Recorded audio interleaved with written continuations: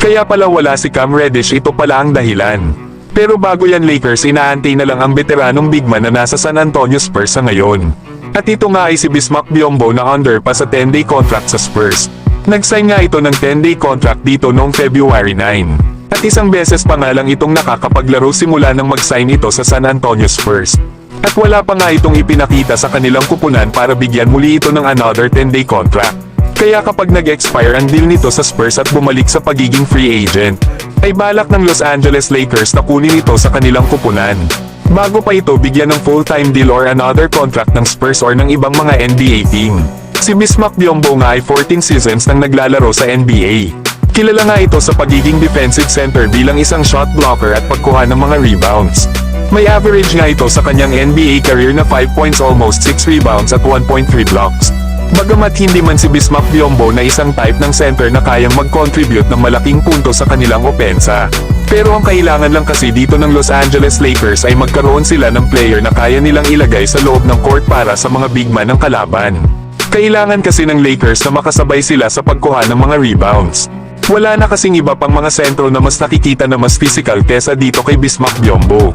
Ito nga kasi ang kailangan ng Lakers, isang veterano na alam ang kanyang role sa kanilang kupunan.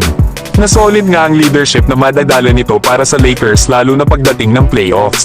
Kaya mas maganda raw na magkaroon ng Lakers ng tatlong magkakaibang mga sentro na gagamitin nila sa loob ng 48 minutes para maresolba ang kanilang kahinaan. Lalo at itong si Jackson Hayes daw ay magbibigay sa Lakers ng lob finishes at rim protection. Habang si Bismack Biyombo ay magbibigay daw ng complete defensive prospect. At para naman kay Alex Len ay magbibigay naman daw ito sa Lakers ng rebounding sa high level. Lalo at ito ang pinakamahina sa tatlo pagdating sa depensa. Pero kayo mga idol, ano ang masasabi nyo dito? Maganda ba na kunin ng Los Angeles Lakers itong big man na si Bismack Biyombo? Samantalang marami siguro ang nag-iisip kung nasaan na nga ba si Cam Reddish at kung ano na ba ang nangyari dito.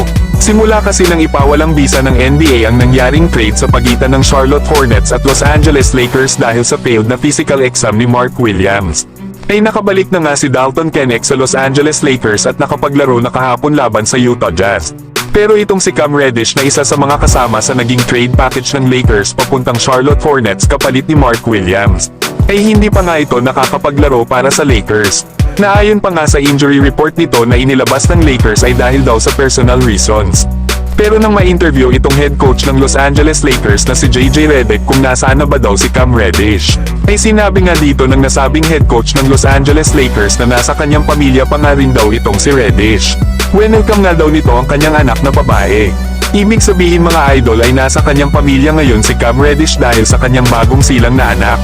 Kaya asahan natin na babalik na ito sa lineup ng Lakers pagkatapos ng All-Star break sa magiging laban nila sa Charlotte Hornets.